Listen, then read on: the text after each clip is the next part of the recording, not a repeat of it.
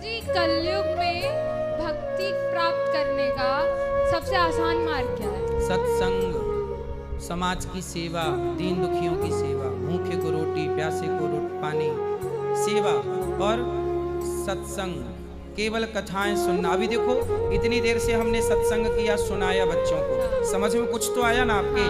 10 minute में बहुत कुछ समझ में आ गया, तो रेगुलर सत्संग करोगे तो कितना कुछ समझ में आ जाएगा। उसने लोगों से बात की, उन लोगों ने कहा अग्नि अब नहीं जलती, वो सतयुग की बात है, पहले जलती थी। वो दिन बीत गए, ये कलयुग है, अब अग्नि जलने का कोई उपाय नहीं। और फिर अग्नि सभी तो नहीं जला सकते, कोई महापुरुष, कोई तीर्थंकर, कोई ईश्वर पुत्र, कोई अवतार अग्नि को जलाने में समर्थ होता है। हम साधारण जन अग्नि को कैसे जला सके? हम तो सिर्फ अग्नि की पूजा करते हैं। वो सन्यासी बहुत हैरान हुआ, अग्नि तो कोई भी जला सकता है। और जब उसने ये कहा कि अग्नि तो कोई भी जला सकता है, तो वे गांव के लोग बहुत नाराज हो गए। उन्होंने कहा तुम हमारे महापुरुषों का अपमान करते हो।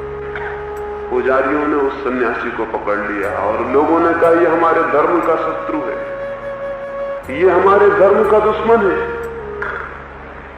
ये हमारे धर्म का अनादर करता है, ये अश्रद्धा फैलाता है। और उन्होंने उस सन्यासी को सूली पर लटका दिया। और वे प्रसन्न हुए क्योंकि उन्होंने एक अधार्मिक नास्तिक की हत्या कर दी थी, उससे पृथ्वी से मुक्त कर दिया। इस कहानी से मैं क्यों शुरू करना चाहता हूं? मनुष्य की इस पृथ्वी पर धर्म की वही गति हो गई है जो अग्नि की उस देश में हो गई थी। सब तरफ धार्मिक लोग हैं, जैसे उस देश में अग्नि पूजक थे।